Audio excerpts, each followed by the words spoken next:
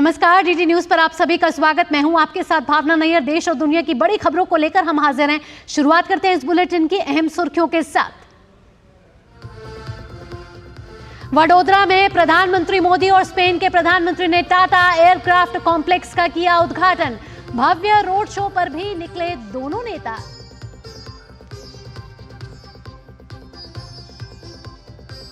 गुजरात के अमरेली में प्रधानमंत्री मोदी 4,900 करोड़ रुपए की विकास परियोजनाओं की करेंगे शुरुआत। भारत माता सरोवर का भी करेंगे उद्घाटन।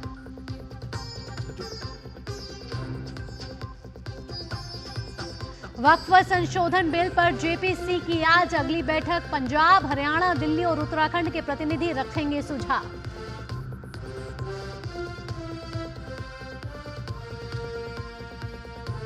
महाराष्ट्र के चुनावी समर में आज एकनाथ शिंदे, अजीत पवार समेत कई दिग्गज भरेंगे अपना नामांकन। कांग्रेस में अब भी प्रत्याशियों के नाम पर माथापच्ची। कल नामांकन का आखिरी दिन।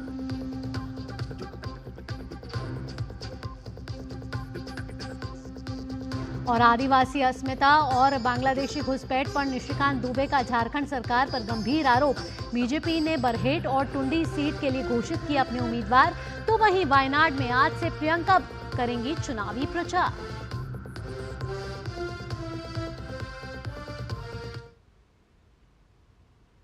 और अब खबरें विस्तार से। शुरुआत स्पेन के प्रधानमंत्री के भारत दौरे को लेकर। आपको बता दें कि स्पेन के प्रधानमंत्री पेड्रो सांचेज भारत दौरे पर हैं और उन्होंने गुजरात के वडोदरा में प्रधानमंत्री नरेंद्र मोदी के साथ एक रोड शो भी किया है। ये रोड शो एयरपोर्ट से टाटा सेंटर तक किया गया। ये रोड शो करीब 3.25 किलोमीटर का था और वडोदरा के लोगों ने दोनों ही नेताओं का शानदार स्वागत किया और दोनों ही नेताओं ने उनका अभिनंदन भी स्वीकार किया। भारतीय कला की शानदार विरासत इस दौरान देखी गई। कई सांस्कृतिक कार्यक्रम आयोजित किए गए, तो भारत की विरासत देखी गई, कला देखी गई और महाराष्ट्र का लावनी, केरल का कथकली, दूर सुदूर इलाकों में प्रस्तुत किए जाने वाले नृत्य का भव्य नज़ारा इस रोड शो में देखा गया। इस दौरान भारत स्पेन के प्रधानमंत्री लोगों का अभिनंदन स्वीकार करते हुए भी नजर आए। तो सड़क के एक छोर पर सभी लोग प्रधानमंत्री नरेंद्र मोदी और स्पेन के प्रधानमंत्री का इंतजार करते हुए नजर आए। साथ ही टाटा एयरक्राफ्ट कॉम्प्लेक्स का दोनों प्रधानमंत्रियों ने उद्घाटन संयुक्त रूप से किया है। ये सेंटर आपको बता दें कि भारतीय सेना के लिए विमानों का निर्माण करेगा। इसमें बनने वाले C-295 विमान भारतीय सेना के लिए मालवाहक विमान के तौर पर काम करेंगे। प्रधानमंत्री ने एयरक्राफ्ट निर्माण कॉम्प्लेक्स में निर्माण संबंधी प्रदर्शनी का भी अवलोकन किया। उन्होंने जानकारी इस प्रदर्शनी में जिस तरीके से मॉडल्स रखे गए थे, जो C-295 विमान के बारे में ज़्यादा जानकारी दे रहे थे, उसकी भी प्रधानमंत्री ने विमान की जानकारी ली। प्रधानमंत्री ने इस मौके पर कहा कि भविष्य में ये निर्माण सेंटर सिर्फ सैन्य विमानों के निर्माण तक ही नहीं सीमित रह जाएगा, बल्कि यात्री विमानों के निर्माण को भी ये एक नई दिशा प्रदान करेगा।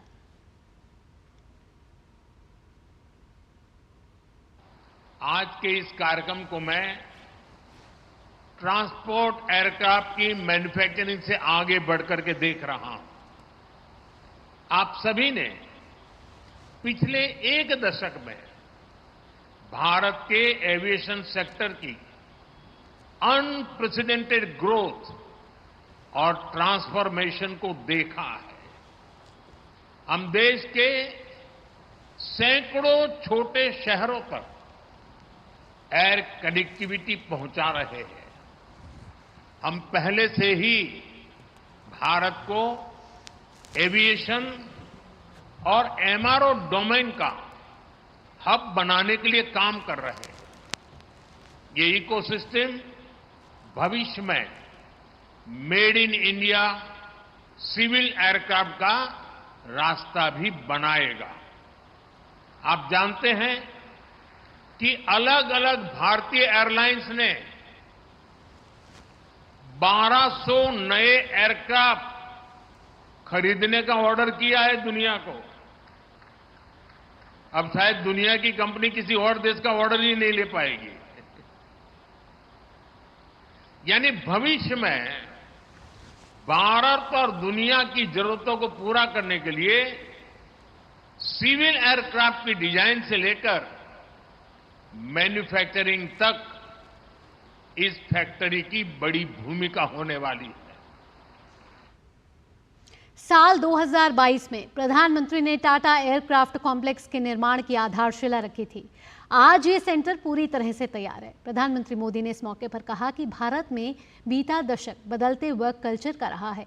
ऐसे में प्लानिंग से लेकर प्रोग्रेस तक सभी में बदलाव देखा जा सकता है।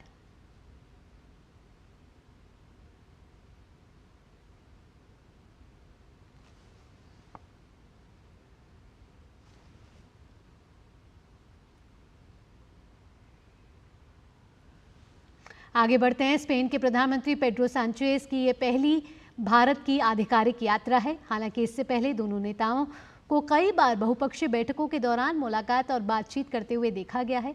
वडोदरा में आज दोनों नेता प्रतिनिधि मंडल स्तर की भी वार्ता करेंगे। भारत और स्पेन के बीच आपको बता दें घनिष्ठ और मैत्रीपूर्ण संबंध हैं। प्रधानमंत्री मोदी की 2017 में स्पेन की यात्रा के बाद द्विपक्षीय संबंधों को नई ऊर्जा और नई गति मिली है। सांचेज की ये यात्रा द्विपक्षीय संबंधों के संपूर्ण आयाम की समीक्षा करने और विभिन्न क्षेत्रों में साझेदारी को और गहरा करने का अवसर प्रदान करेगी। प्रधानमंत्री नरेंद्र मोदी आज वडोदरा के बाद अमरेली पहुंचेंगे, जहां वे तकरीबन 4,900 करोड़ रुपए मूल्य के विकास कार्यों का शुभारंभ भी करने वाले हैं। इनमें सबसे खास है भारत माता सरोवर। पीपीपी मॉडल पर बना यह सरोवर 24.5 करोड़ लीटर तक का जल संरक्षित करेगा। आइए देखते हैं डीडी न्यूज की एक खास रिपोर्ट।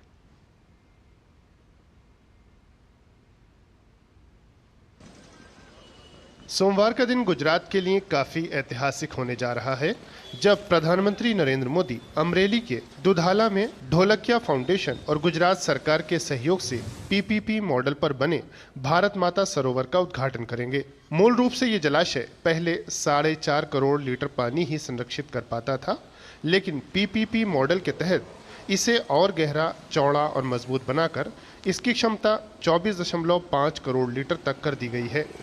इस प्रोजेक्ट के आसपास के कुएं और कूपों में जलस्तर बढ़ गया है, जिससे स्थानीय गांवों और किसानों को सिंचाई की बेहतर सुविधा प्रदान करने में मदद मिलेगी। प्रधानमंत्री का ये विजन है, टूरिज्म को डेवलप करो, गांव को डेवलप करो और फार्मर को मजबूत करो, छोटे छोटे लोगों को कैसे फायदा होगा। तो ये एरिया में बहुत लैंड पड़ी है और इधर बहुत बड़ा स्कोप है टूरिज्म का। गिर तो नज़दीक में है, सोमनाथ भी नज़दीक में है, जूनागढ़ भी नज़दीक में है। ये जो अहमदाबाद से के बड़ौदा से के दिल्ली से कोई भी आता है तो ये रास्ते बीच में आता ही है, तो इधर से लेके गिर तक टूरिज्म डेवलप होगा। इसके बाद प्रधानमंत्री नरेंद्र मोदी अमरेली में एक सार्वजनिक समारोह में लगभग 4,900 करोड़ रुपए की विभिन्न परियोजनाओं का उद्घाटन और शिलान्यास करेंगे। 2,800 करोड़ रुपए से अधिक की विभिन्न सड़क परियोजनाएं और 1,100 करोड़ रुपए की लागत से पूरी हुई भुज नालिया रेल गेज परिवर्तन परियोजना को राष्ट्र को समर्पित किया जाएगा। ये बहुत ही बड़े बदलाव हैं जो लोग देख रहे हैं। आने वाले समय में भी इसी तरीके से अमरेली में भी नेशनल हाईवे ऑफ इंडिया की जो स्टेट डिवीजन्स हैं, जो मिनिस्ट्री ऑफ रोड ट्रांसपोर्ट के अंदर आती हैं, उसमें भी बहुत सारे रोड्स के प्रोजेक्ट्स जो हैं वो उनका 4 लेनिंग का प्रोजेक्ट अभी चल रहा है। हमें लैंड एक्विजिशन भी कर रहे हैं और मैं मानता हूँ आगने वाले 5-6 साल में अमरेली जो डिस्ट्रिक्ट है वो बहुत बड़ा एक कायाकल्प दिखेगा। तो हम आपको प्रधानमंत्री नरेंद्र मोदी के गुजरात दौरे से पल पल की अपडेट दे रहे हैं, जहां से अब से कुछ देर पहले टाटा एयरक्राफ्ट कॉम्प्लेक्स का उद्घाटन स्पेन के प्रधानमंत्री और प्रधानमंत्री नरेंद्र मोदी के संयुक्त रूप से किया गया और अपने आप में ये कॉम्प्लेक्स कई मायनों में महत्वपूर्ण माना जा रहा है। चर्चा के लिए हमारे साथ एक खास मेहमान जुड़ चुके हैं, प्रोफेसर गुलशन सचदेवा जुड़ चुके हैं school of international studies JNU से। आपका स्वागत DD न्यूज़ पे प्रोफेसर गुलशन सचदेवा। आपसे सबसे पहले शुरुआत करना चाहेंगे, जिस तरीके से टाटा एयरक्राफ्ट कॉम्प्लेक्स का उद्घाटन आज हुआ है गुजरात के वडोदरा में, अपने आप में भारत और स्पेन के बीच के रिश्तों को एक नया आयाम तो मिला ही है, साथ ही विमानन के क्षेत्र में जैसे सैन्य ज़रूरतें पूरी होंगी, मेक इन इंडिया के पहल के रूप में भी एक महत्वपूर्ण कदम। जी शुक्रिया। बिल्कुल आपने सही कहा। इससे ये एक बहुत ही महत्वपूर्ण जो माइलस्टोन जिसको हम कह सकते हैं, सिर्फ भारत और स्पेन के संबंधों में ही नहीं बल्कि भारत और यूरोप के पूरे संबंधों के अंदर, क्योंकि एयरबस जो है सिर्फ स्पेनिश कंपनी नहीं है, पूरे यूरोप के अंदर उसका ताना बाना है, पूरे सारे यूरोप के देश उसके साथ जुड़े हुए हैं। और जिस तरह से हम देखते हैं कि यूरोप हमारा बहुत अच्छा साझेदार है, व्यापारिक भी, निवेश के रूप में भी। इससे पहले अभी जर्मन चांसलर भी यहाँ पे थे जी। और इसके साथ अब क्योंकि ये सिर्फ हम व्यापार की बात नहीं कर रहे, चीज़ों के आदान प्रदान की बात नहीं कर रहे, हम किस तरीके से यूरोप की स्पेनिश कंपनियों को अपने मेक इन इंडिया के जो हमारा अपना कार्यक्रम है उसके साथ हम उसके साथ कैसे उनको जोड़ रहे हैं। और काफ़ी जो है स्पेन की जो अर्थव्यवस्था है अभी, जैसे भारत की अर्थव्यवस्था हम सब जानते हैं कि बहुत तेज़ी से, in fact one of the fastest growing economies जो है दुनिया की उसके अंदर है। इसी तरह से स्पेन की अर्थव्यवस्था भी जो है वो यूरोप के अंदर अभी पिछले कुछ सालों में, खासतौर से कोविड के बाद से बहुत तेजी से उभरती हुई, जो बात स्पेन के प्रधानमंत्री ने भी उस बात को बताया अपने भाषण में कि सबसे तेजी से बढ़ती हुई अर्थव्यवस्था वो पूरी जो यूरोप के अंदर है। और वहाँ पे किस तरह से कुछ खास ऐसे एरिया हैं जहाँ पे उनकी अपनी कैपेसिटी है, उनका पूरा इकोसिस्टम है और उनकी एफिशिएंसी है उन पर्टिकुलर एरियाज में। तो हमने जैसे आइडेंटिफाई किया और प्रधानमंत्री ने बोला कि एक बहुत बड़ा जो मार्केट है भारत का, जो विमानों के उन्होंने जैसे बताया 1200 विमानों का भारतीय कंपनियों ने ऑर्डर दिया है।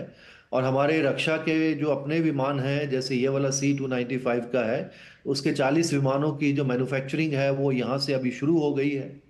और 2 साल के अंदर पहला विमान वहाँ से निकल जाएगा और उसके बाद जो आने वाले 2030 तक बाकी विमान भी यहाँ से बन जाएंगे।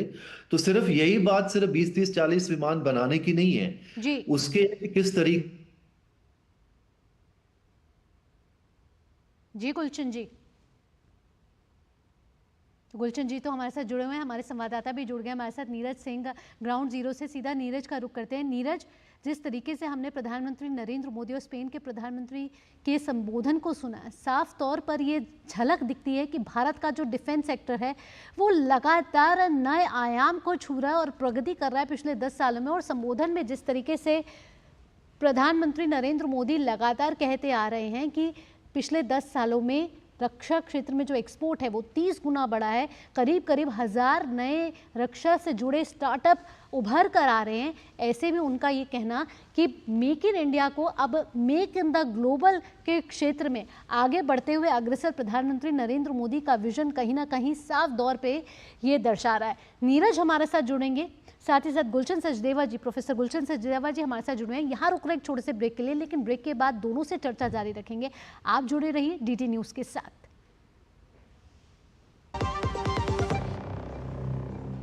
बेटियां घर की रौनक हैं,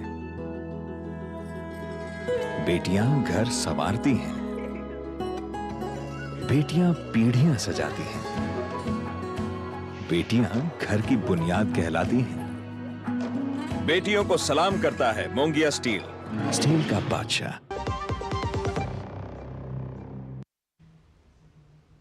ब्रेक के बाद आपका स्वागत है और लगातार हम आपको अपडेट दे रहे हैं प्रधानमंत्री नरेंद्र मोदी के गुजरात दौरे से जुड़ी हुई, जहां प्रधानमंत्री नरेंद्र मोदी और स्पेन के प्रधानमंत्री ने संयुक्त रूप से आके टाटा एयरक्राफ्ट कॉम्प्लेक्स का उद्घाटन किया और कई संबोधन में बड़ी बातें भी गई हैं। नीरज हमारे साथ जुड़ गए, हमारे संवाददाता ग्राउंड जीरो से। नीरज, हमने प्रधानमंत्री नरेंद्र मोदी का भी संबोधन सुना, साथ ही स्पेन के प्रधानमंत्री का भी संबोधन सुना, और जिस तरीके से हमने देखा कि वडोदरा फिर से एक मैन्युफैक्चरिंग हब के तौर पर आगे बढ़ता हुआ नजर आ रहा है। और नीरज हमारे साथ जुड़ेंगे, कुछ टेक्निकल ग्लिच है लेकिन वो हम सही करने की कोशिश कर रहे हैं। प्रोफेसर गुलशन सचदेवा जी भी हमारे साथ जुड़े हुए हैं। प्रोफेसर गुलशन सचदेवा का रुख करेंगे। प्रोफेसर साहब, जिस तरीके से प्रधानमंत्री नरेंद्र मोदी के संबोधन को हम सुन रहे थे, उन्होंने कहा कि पिछले 10 सालों में डिफेंस सेक्टर लगातार नए आयाम को हासिल कर रहा है, एक नया अध्याय जुड़ता जा रहा है। और आज जिस तरीके का टाटा एयरक्राफ्ट कॉम्प्लेक्स कहीं ना कहीं जिसका उद्घाटन हुआ है, मेक इन इंडिया ही नहीं, मेक फॉर द ग्लोबल का भी विजन प्रधानमंत्री नरेंद्र मोदी रख रहे हैं। जी, ये बिल्कुल आपने सही कहा, क्योंकि जैसे मैं पहले बता रहा था, बीच में थोड़ी दिक्कत आ गई थी कनेक्शन में। तो ये था कि जैसे भारत का एक बहुत बड़ा एम्बिशियस प्रोग्राम है हमारा, रिन्यूएबल एनर्जी का, डिजिटाइजेशन का और मेक इन इंडिया का। उसी तरीके से स्पेन का भी, उनकी अर्थव्यवस्था बहुत तेजी से बढ़ रही है यूरोप के अंदर।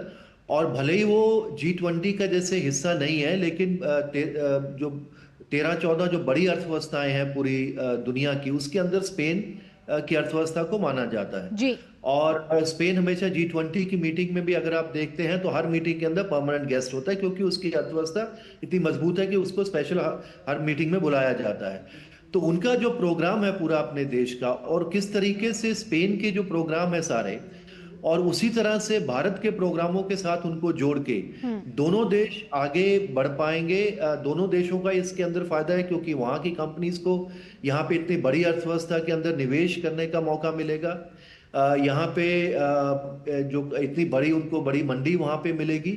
उसके साथ भारत की जो अपनी जो एम्बिशंस हैं जी। नए एरियाज में, खासतौर से जो मैन्युफैक्चरिंग में, जो एक हमारा एक कमजोर पहलू माना जाता है भारत की अर्थव्यवस्था का, क्योंकि सर्विसेज में हम मानते हैं कि हम काफी अच्छे हैं, लेकिन मैन्युफैक्चरिंग में अभी थोड़ी दिक्कतें हमको आ रही थी कि क्योंकि खासतौर से जैसे चीन के साथ हमको जो है कंपटीशन है, इतने बड़े बड़े दूसरे देश मैन्युफैक्चरिंग है, तो जो बड़ी इस तरह की एयरबस जैसी जो इंटरनेशनल कंपनीज हैं, उनको भी लगता है कि भारत के अंदर इतनी बड़ी जो पहले मार्केट है, उसके अलावा ये भी है कि पूरा टैलेंट भारत के अंदर है, और धीरे पूरा अगर इकोसिस्टम वहाँ इंडिया में तैयार हो जाता है तो उनके लिए सिर्फ यही नहीं कि भारत की अर्थव्यवस्था के अंदर, भारत के अंदर जो सिर्फ हमको 30-40 विमान जो अभी बेचने या बनाने की बात कर रहे हैं, ये पूरा बाद में एक बड़ा एक इकोसिस्टम तैयार होगा, जिससे अंदर भारत की दूसरी जरूरतें भी पूरी होगी। और सिर्फ वही नहीं कि जैसे प्रधानमंत्री ने बोला, पूरी विश्व के लिए हम यहाँ से एक मैन्युफैक्चरिंग कर सकते हैं। ये पूरे दोनों देशों के लिए बहुत फायदे की बात है।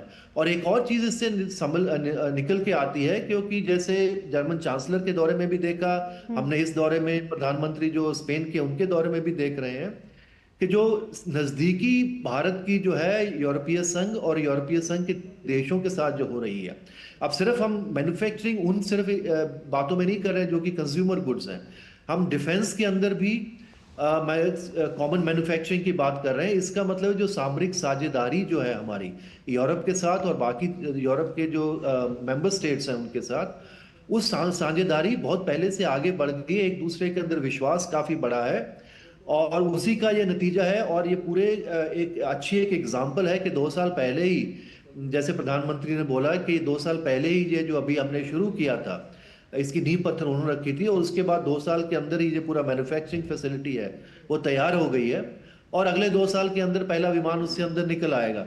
तो इससे दिखाता है कि जो एफिशिएंसी है भारत के अंदर, वहाँ का जो वर्क कल्चर है, जो चीज़ें जो हम कहते हैं कि भारत में थोड़ी चीज़ें धीमे गति से चलती हैं, वो चीज़ें बदल गई हैं। और इसी तरीके से जो सबसे बड़ी कंपनीज है इस पूरे सेक्टर के अंदर, वो भारत की कंपनीज के साथ, जैसे स्पेन के प्रधानमंत्री ने बोला कि जो बेस्ट ऑफ स्पेन है और बेस्ट ऑफ इंडिया की कंपनीज के साथ मिलके इसको हम आगे बढ़ा रहे हैं, और इसका दोनों देशों को बहुत फायदा होने वाला है। प्रोफेसर सचदेवा, हमने ये भी देखा कि बीते 10 सालों में जिस तरीके से भारत का रक्षा सेक्टर जो है लगातार प्रगति कर रहा है, और ये प्रधानमंत्री नरेंद्र मोदी ने अपने संबोधन में भी कहा कि नई ऊर्जा के साथ रक्षा क्षेत्र आगे काम कर रहा है, और रक्षा निर्यात पिछले 10 सालों में करीब 30 गुना आगे बढ़ा है।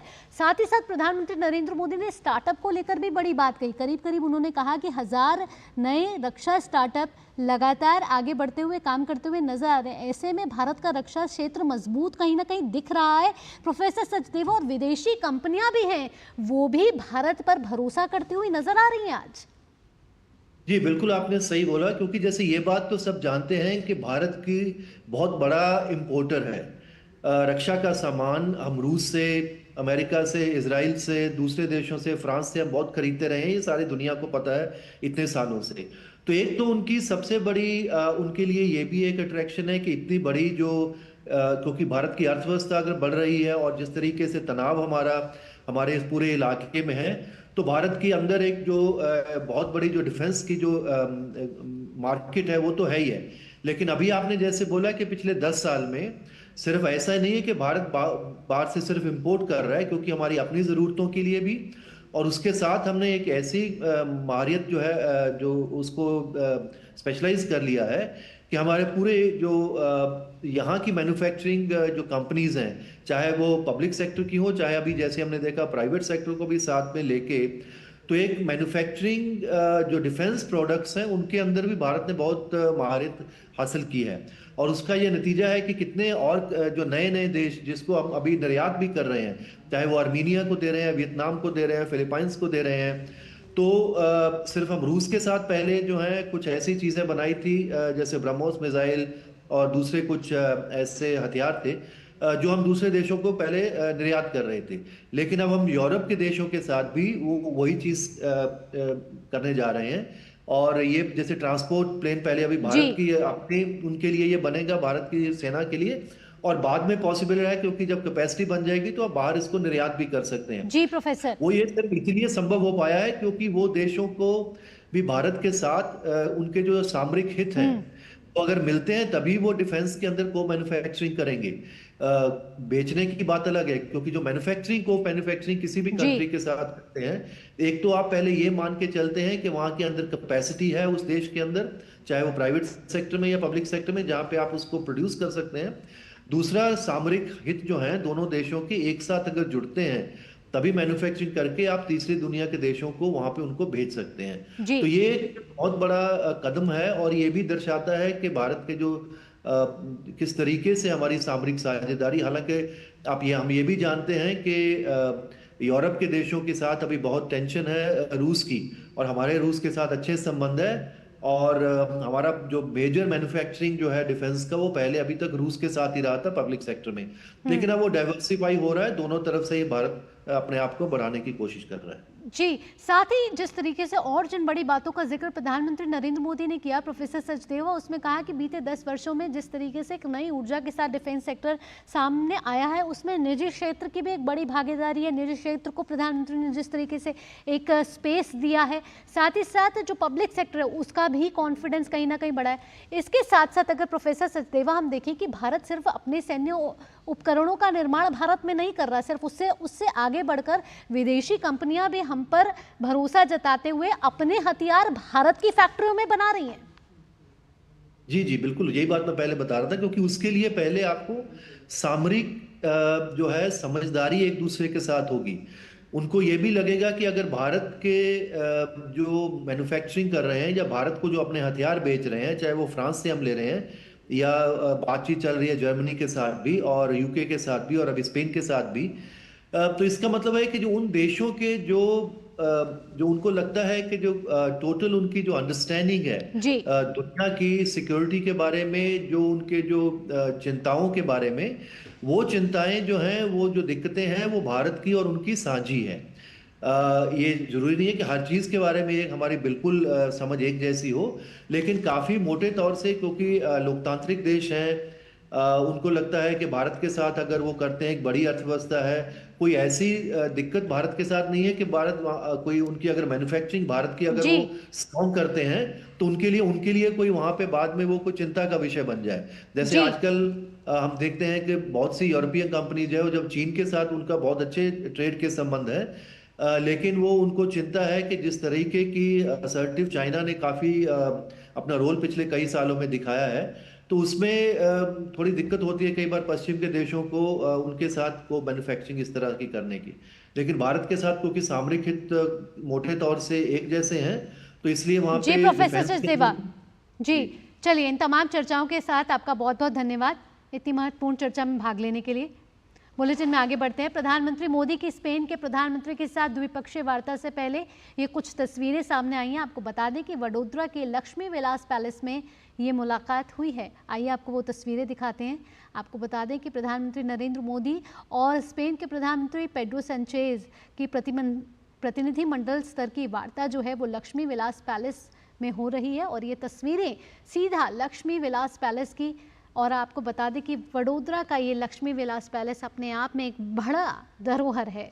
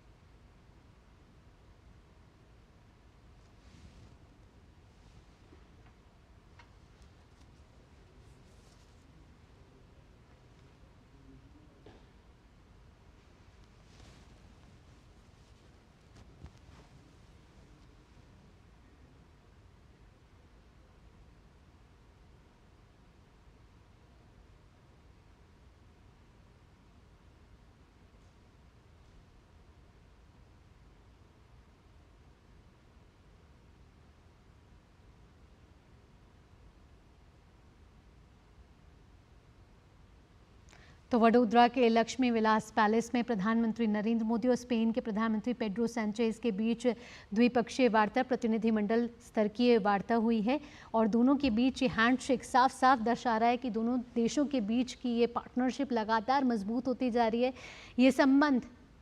ये संबंध नए दौर में आगे बढ़ते हुए नजर आ रहे हैं। आपको बता दें कि ये वार्ता लक्ष्मी विलास पैलेस में होने जा रही है और उससे पहले दोनों देशों के बीच ये हैंडशेक दर्शाता है कि नए आयामों को छू रहे हैं दोनों देशों के बीच ये साझेदारी। इससे पहले आपको बता दें कि टाटा एयरक्राफ्ट कॉम्प्लेक्स का उद्घाटन दोनों देशों के प्रमुख ने किया है। C295 का निर्माण इस टाटा एयरक्राफ्ट कॉम्प्लेक्स में किया जाएगा। दोनों देशों के प्रमुख ने अपने संबोधन में कई बड़ी बातों का जिक्र भी किया है और अब ये मुलाकात लक्ष्मी विलास पैलेस में होगी और कई मुद्दों पर चर्चा होगी। साथ ही कई MOU के भी हस्ताक्षर होने की उम्मीद इस मुलाकात के बाद की जा रही है। आपको बता दें कि स्पेन के प्रधानमंत्री पेड्रो सांचेज जो हैं इस समय भारत के दौरे पर हैं और गुजरात के वडोदरा में टाटा एयरक्राफ्ट कॉम्प्लेक्स का उद्घाटन प्रधानमंत्री नरेंद्र मोदी और स्पेन के प्रधानमंत्री पेड्रो सांचेज के बीच संयुक्त रूप से किया गया है। और आपको बता दें प्रधानमंत्री मोदी आज दोपहर को अमरेली के लाठी से 4,800 करोड़ रुपए से अधिक की लागत वाली विभिन्न विकास परियोजनाओं का उद्घाटन और शिलान्यास भी करने जा रहे हैं।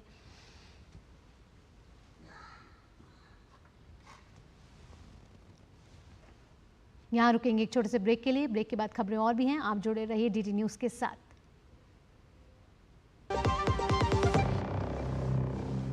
बेटियां घर की रौनक हैं। बेटियां घर संवारती हैं। बेटियां पीढ़ियां सजाती हैं। बेटियां घर की बुनियाद कहलाती हैं। बेटियों को सलाम करता है मोंगिया स्टील का बादशाह।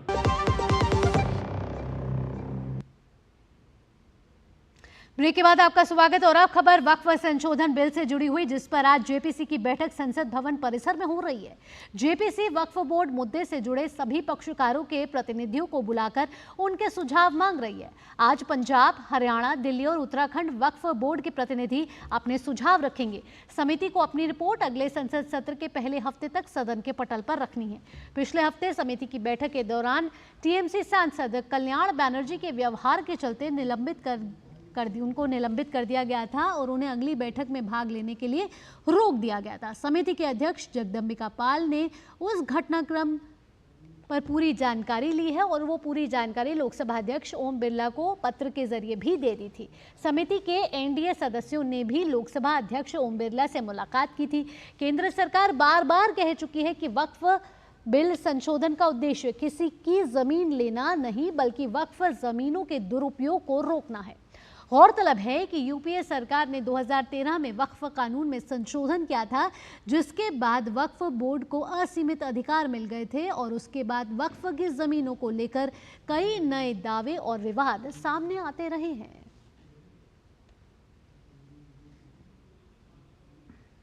और अब बात महाराष्ट्र के चुनावी महासंग्राम की। महाराष्ट्र विधानसभा चुनाव के लिए नामांकन दाखिल करने के लिए अब सिर्फ 2 दिन ही बचे हैं। मुख्यमंत्री एकनाथ शिंदे समेत आज कई दिग्गज अपना नामांकन दाखिल करेंगे। एकनाथ शिंदे आज ठाणे के कोपरी पांचपखाड़ी विधानसभा क्षेत्र से नामांकन दाखिल करेंगे। नामांकन से पहले सीएम ठाणे में एक रैली में भी शामिल होंगे। साथ ही उप मुख्यमंत्री अजीत पवार बारामती से, एमएनएस अध्यक्ष राज ठाकरे के बेटे अमित ठाकरे माहिम से अपना नामांकन दाखिल करेंगे। इसके अलावा शरद पवार के पोते रोहित पवार कर्जत जामखेड़ से अपना पर्चा दाखिल करेंगे। आपको बता दें कि अब तक महायुति ने 288 में से 235, जबकि महाविकास अघाड़ी ने 288 में से 260 कैंडिडेट का ऐलान कर दिया है, जिनमें बीजेपी के 121, शिवसेना शिंदे पार्टी के 65, अजीत पवार की एनसीपी ने 49 कैंडिडेट चुनावी मैदान में उतारे हैं। वहीं महाविकास अघाड़ी में कांग्रेस ने 99, शिवसेना उद्धव बालासाहब ठाकरे ने 85, एनसीपी एससीपी ने 76 उम्मीदवारों का ऐलान कर दिया है। महाराष्ट्र विधानसभा चुनाव के लिए पर्यवेक्षक की भूमिका निभा रहे कांग्रेस नेता भूपेश बघेल ने नामांकन और बाकी बची सीटों को लेकर बात की है। कहा कि टिकट वितरण का कार्य अब अंतिम चरण में है। बहुत अच्छा टिकट बटा है। हो सकता है किसी किसी सीट में कुछ साथी जो चाहते थे टिकट नहीं मिल पाया है, उन सब से हम लोग सब संपर्क भी कर रहे हैं। तो बहुत अच्छा वातावरण, मैं 2 दिन से यहाँ नागपुर में हूँ और आज 4 बैठकें हमने की है, जिसमें 3 विधानसभा स्तर के कार्यकर्ता सम्मेलन और साथ ही आज सभी जो विधानसभा हमारे जो समन्वयक हैं, ऑब्जर्वर हैं, उनके साथ भी मीटिंग हुई है। तो सारी रिपोर्ट बहुत अच्छे हैं। बात कर लेते हैं महाविकास अघाड़ी की, जहां सब कुछ ठीक नहीं चल रहा है और तो और उसके सहयोगी दल शरद पवार की एनसीपी भी खींचतान के दौर से अब गुजर रही है। ताजा घटनाक्रम में मुंबई में उनकी पार्टी के नेता जितेंद्र अवहाद और पार्टी के राज्य अल्पसंख्यक उपाध्यक्ष यूनुस शेख के बीच पार्टी के चुनाव घोषणा पत्र की किताब को लेकर हाथापाई हो गई। यूनुस शेख ने साफ तौर पर यह माना है कि पार्टी के अल्पसंख्यक अध्यक्ष शमीम खान से उनका विवाद है।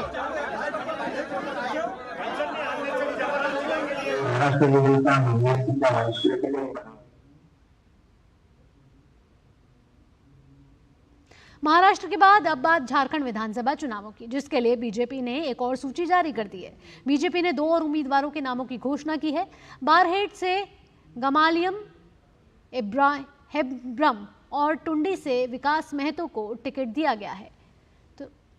तो गमालियल हेम्ब्रम बारहेट से चुनावी मैदान में है, वहीं विकास महतो टुंडी से चुनावी मैदान में है। तो झारखंड विधानसभा चुनावों के लिए राजनीतिक सरगर्मियां तेज होती हुई बीजेपी ने एक और सूची जारी की, जिसमें 2 उम्मीदवारों के नाम घोषित किए गए हैं और ये उम्मीदवारों के नाम बारहेट सीट और टुंडी सीट से किए गए हैं। आपको बता दें कि नामांकन प्रक्रिया जल्द ही खत्म होने वाली है। दूसरे चरण की नामांकन प्रक्रिया है। झारखंड में 2 चरणों में चुनाव होना है, 13 नवंबर को और 20 नवंबर को। 13 नवंबर पर 43 सीटों पर वोट डाले जाएंगे, वहीं 20 नवंबर को 38 सीटों पर झारखंड में वोट डाले जाएंगे। वोटों की गिनती 23 नवंबर को होगी। आइए अब आगे बढ़ते हैं, केरल के वायनाड लोकसभा सीट की बात कर लेते हैं, जहां 13 नवंबर को उपचुनाव होंगे, जिसके लिए कांग्रेस उम्मीदवार प्रियंका गांधी चुनावी प्रचार करेंगी। प्रियंका गांधी वायनाड में 2 दिवसीय दौरे पर रहेंगी। लोकसभा चुनाव 2024 में राहुल गांधी ने केरल की वायनाड और उत्तर प्रदेश की रायबरेली लोकसभा सीट से जीत हासिल की थी। उन्होंने वायनाड को छोड़कर रायबरेली सीट को चुना था। तो वायनाड लोकसभा सीट पर 13 नवंबर को होना है उपचुनाव और प्रियंका गांधी आज वहां रोड शो करेंगी। आपको आगे जानकारी देते हैं कि दक्षिण पूर्वी दिल्ली के बाटला हाउस इलाके में जामिया नगर थाने के एसएचओ के साथ बदसलूकी का मामला सामने आया, जहां गश्त पर निकले एसएचओ को एक बाइक सवार पिता पुत्र ने पीट दिया। जानकारी के मुताबिक गश्त के दौरान गुजर रही एक बुलेट को एसएचओ ने रोका। पुलिस के मुताबिक बुलेट से तेज आवाज आ रही थी और जांच के दौरान आरोपी आसिफ और उसके पिता रयाजुद्दीन ने एसएचओ को पकड़ लिया और पीटना शुरू कर दिया।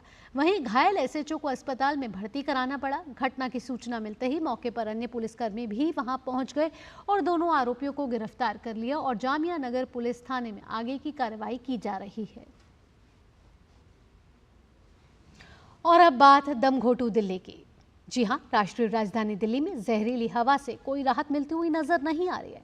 कई स्थानों पर आज AQI 350 के पार पहुंच गया है। मुंडका और सोनिया विहार में AQI 366 दर्ज किया गया है। वहीं वजीरपुर के इलाके में AQI 362 पर पहुंच गया।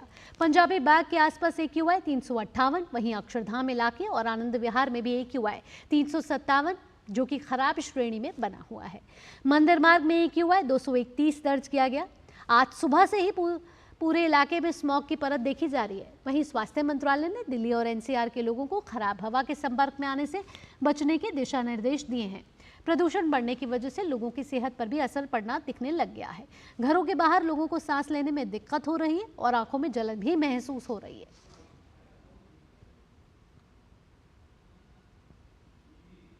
तो इस समय दिल्ली वाले दोहरी मार झेल रहे हैं, एक तरफ प्रदूषित हवा तो दूसरी तरफ प्रदूषित यमुना।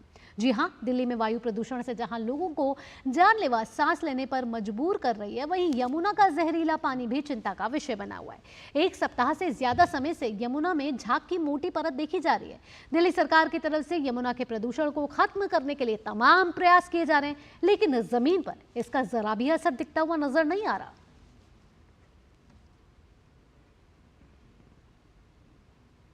वहीं राष्ट्रीय राजधानी दिल्ली के साथ साथ अब उसके आसपास के शहरों में भी जहरीली हवा और धुंध का असर देखने को मिल रहा है। बात करें अगर आगरा की, तो इसी क्रम में उत्तर प्रदेश के आगरा के ताजमहल और उसके आसपास के कुछ हिस्सों में धुंध की परत छाई हुई है। तो इन तस्वीरों के जरिए आप देख रहे हैं कि राजधानी दिल्ली के आसपास के शहरों में भी धुंध का असर देखने को मिल रहा है। ये तस्वीरें ताजमहल की हैं।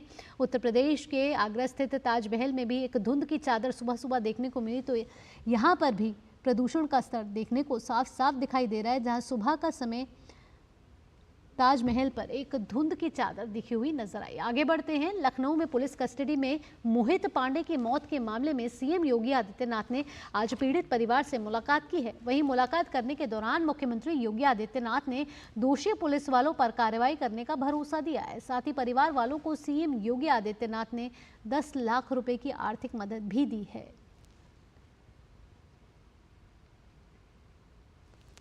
बढ़ते आगे, अमेरिकी राष्ट्रपति चुनाव में कमला हैरिस और ट्रंप के बीच कांटे की टक्कर देखने को मिल रही है।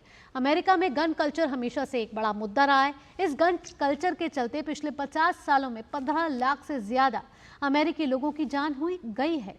अमेरिका में गन कल्चर को लेकर देखिए हमारे संवाददाता की एक खास रिपोर्ट। सभ्य समाज में बंदूकों की क्या जगह है, ये समझना शायद मुश्किल हो, लेकिन यहाँ अमेरिका में ये एक सेंसिटिव सब्जेक्ट है। पिछले साल 2023 में करीब 40,000 लोग गन वायलेंस के शिकार हुए। इस साल करीब 14,000 लोग मारे गए हैं। हम फ्लोरिडा में हैं, एक प्रसिद्ध गन शॉप के पास। हम समझना चाहते हैं कि बंदूकों और अमेरिकी समाज के बीच क्या संबंध है। What is the significance of guns in American society? Well, the firearms culture is something that is very important to us. It is something that is written into our Constitution, where every American has his right to defend himself. How old do I have to be able to purchase a gun? What does the rule say? And Yeah, so in the federal government, you have to be 21 and over in order to purchase a handgun. And in most of the states, you also have to be 18 to purchase a long gun. And Mani, finally, people who have a position against guns, they relate the violence that is taking place in the American society, instances of shootings in school with the availability of guns. What is your perspective on it? My feeling is, even if you could ban firearms tomorrow, bad people will still get their hands on it. If you really want to cause harm, you can take a knife and stab, 30 people before cops show up. You can take a vehicle, run people over. You can make explosives. Evil will always be there. Donald Trump ने अपने आप को gun rights के defender की तरह position किया है।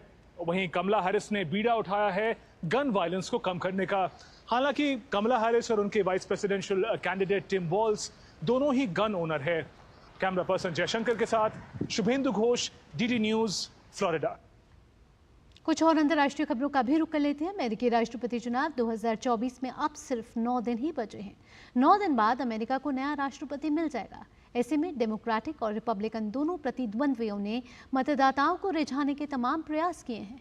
इस दौरान दोनों ने ही एक दूसरे पर मौखिक हमला भी किया है। आपको बता दें कि डेमोक्रेटिक उम्मीदवार और अमेरिकी राष्ट्रपति कमला हैरिस ने फिलाडेल्फिया में एक रैली को संबोधित किया और इस दौरान उन्होंने मतदाताओं से खुद को जिताने की अपील की। रैली के दौरान हैरिस को प्रदर्शनकारियों का भी सामना करना पड़ा।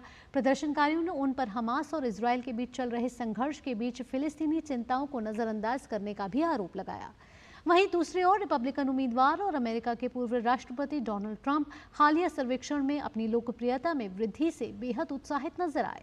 उन्होंने न्यूयॉर्क के मैडिसन स्क्वायर गार्डन में एक रैली को संबोधित किया और इस दौरान उन्होंने हैरिस पर जमकर निशाना साधा। साथ ही मतदाताओं से डेमोक्रेटिक उम्मीदवार को खारिज करने की भी अपील की।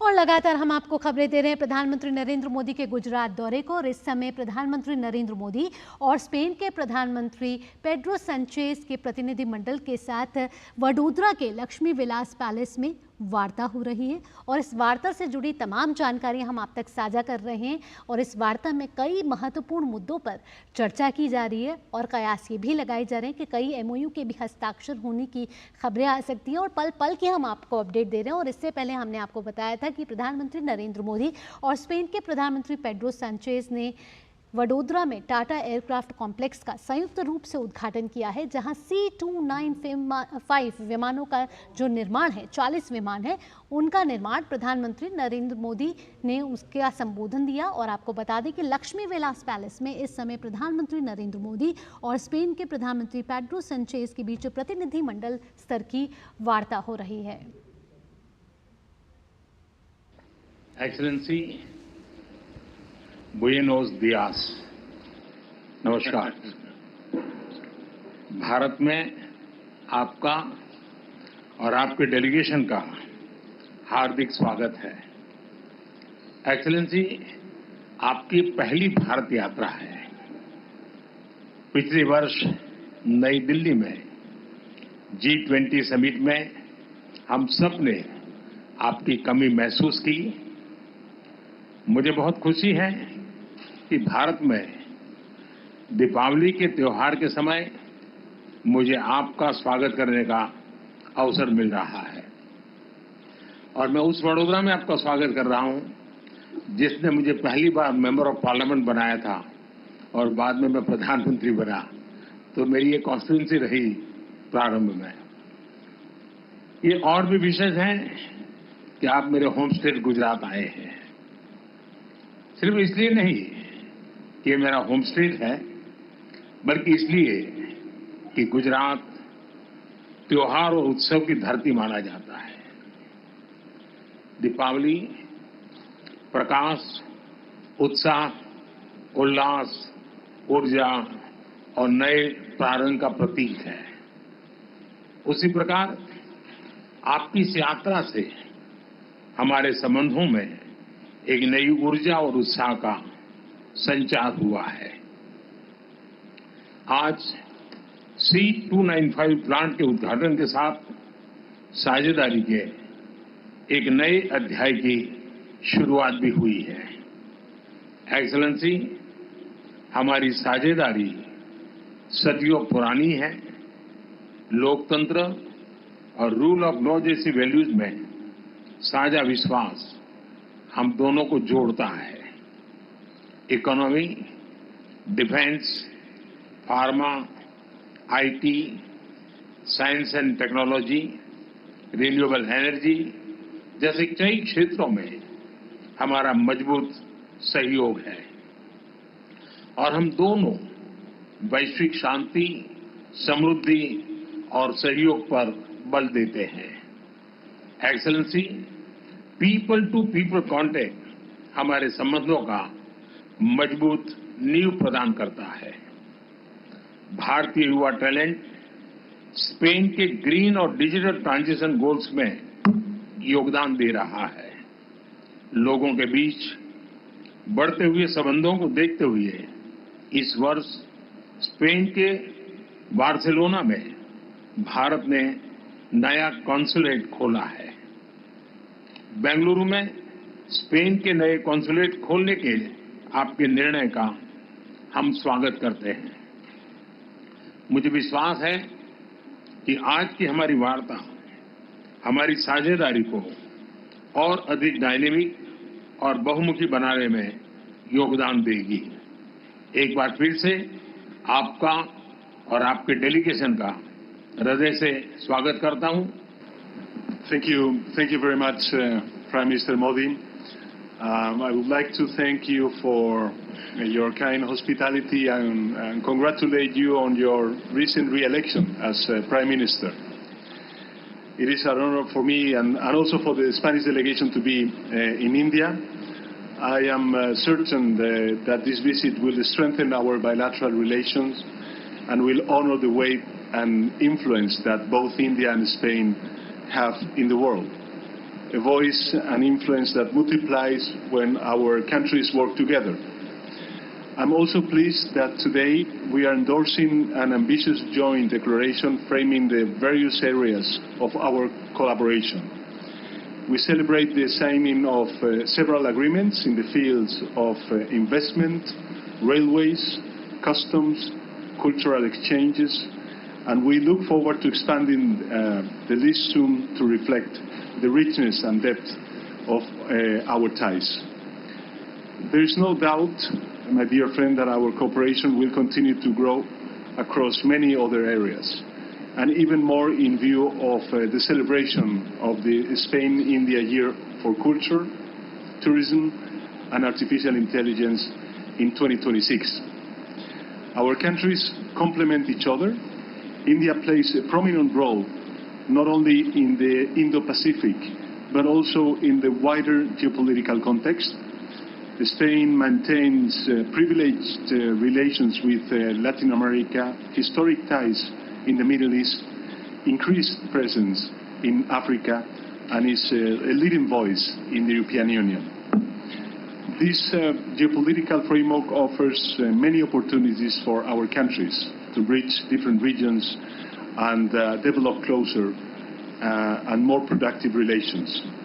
India and Spain also share many goals, in particular strengthening the multilateral order and preserving peace and democracy worldwide. We are fully committed to working together on those goals. We face many challenges that can only be addressed in a concerted manner. The climate emergency, the fight against poverty and inequality require the effort and political will of all international actors. India's influence and leadership is essential to confront these issues, and so is Spain's commitment and determination. So, Prime Minister Modi, we look forward to continue advancing our great cooperation. Thank you very much.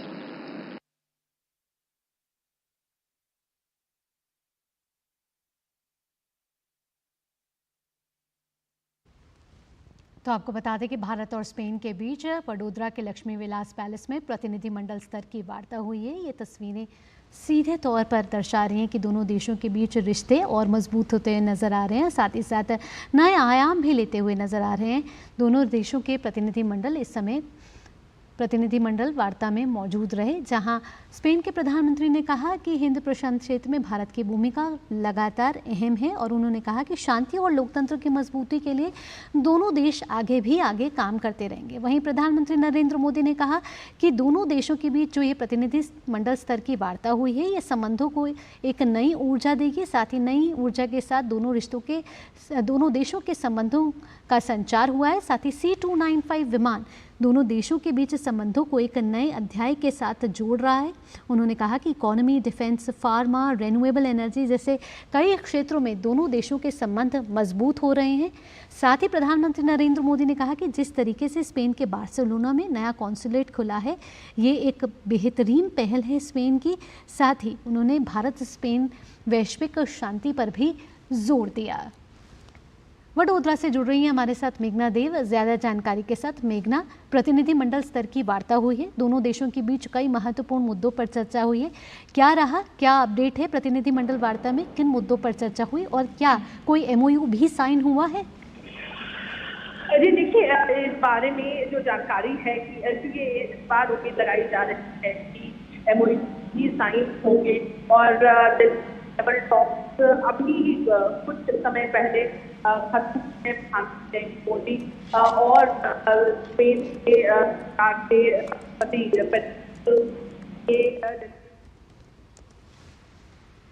तो आपको बता दें कि Spain के प्रधानमंत्री और भारत के प्रधानमंत्री दोनों देशों के प्रतिनिधिमंडल स्तर की वार्ता गुजरात के वडोदरा में हुई है। आपको बता दें स्पेन के प्रधानमंत्री पेड्रो सांचेज इस समय भारत के दौरे पर हैं और इससे पहले गुजरात के वडोदरा में उन्होंने टाटा एयरक्राफ्ट कॉम्प्लेक्स का संयुक्त रूप से भारत के साथ मिलकर उसका उद्घाटन किया है और अपने आप में ये बेहद ही ऐतिहासिक और महत्वपूर्ण क्षण है जब दोनों देशों के बीच रिश्ते और प्रगाढ़ होते हुए नजर आ रहे हैं। यहाँ दोनों देशों के बीच की प्रतिनिधिमंडल स्तर की वार्ता हुई है जहाँ ये कहा जा रहा है कि वैश्विक मुद्दों पर चर्चा हुई है। दोनों देशों ने शांति सहयोग पर मिलकर आगे बढ़ते हुए और साथ ही साथ defence, economy, pharma, renewable energy जैसे क्षेत्रों में अपने रिश्तों को मजबूत करने की प्रतिबद्धता जताई है।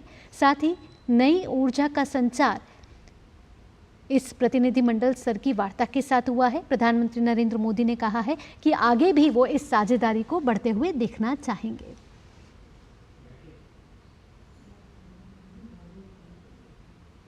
इसी के साथ इस बुलेटिन में इतना ही। देश और दुनिया की बड़ी खबरों के लिए आप देखते रहिए डीडी न्यूज़। मुझे दीजिए अनुमति। नमस्कार।